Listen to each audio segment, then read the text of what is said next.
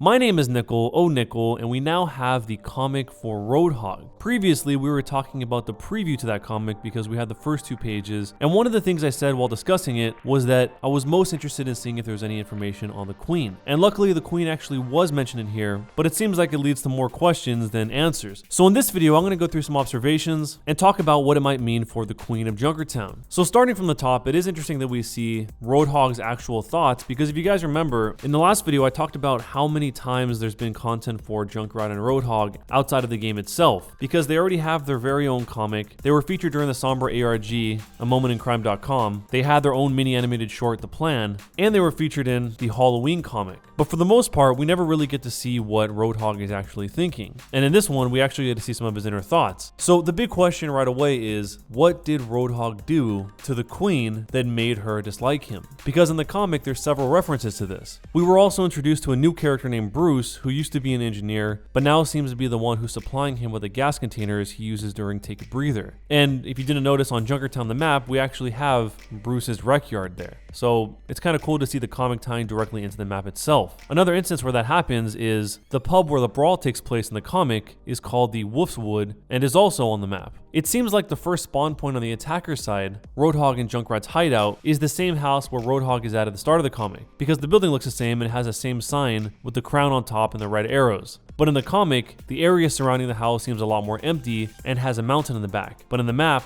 there's no area to the right of the building where they were stealing the scrap from, and obviously no mountain behind. But that makes sense, because if they made it exactly like that, they would have to change the map to being the pure outback style like in the comic, which doesn't really work gameplay wise. One of the big things is that besides getting more information on the Queen herself, I was hoping we'd hear more about Junkrat's treasure. And we didn't really get any more specific information about what Junkrat's treasure was or what it might be, but the subject matter of the comic itself is pretty much spot on to what we thought it was going to be when we talked about it during the preview. How Roadhog met Junkrat and ended up becoming Junkrat's bodyguard. And one of the big things worth mentioning also is that the Queen has a vested interest in Junkrat's treasure. Something pointed out by Atomic Thumbs over on the Overwatch subreddit was that Junkrat and Roadhog actually have an interaction on King's Row where Junkrat says, "God save the king," and Roadhog tells Junkrat, "Pretty sure they're still mad about all those jewels we stole. Sigh, I missed that crown." So that voice line seems to tie in with all of this current Junkrat and Roadhog lore. Archkane and Backup Username also added some interesting points regarding this, which is that maybe this is the reason they were kicked out for good. And if you look at the mini animated short, The Plan, the way Junkrat behaves makes it seem like it was Roadhog's fault they got exiled, which is why Junkrat acts like he has to go step by step through the plan, because if not, Roadhog might screw it up. The specifics of the situation with Roadhog and the Queen are still obviously unclear, because Roadhog did something that the Queen didn't like, but obviously at this point in the lore it wasn't bad enough to be completely exiled from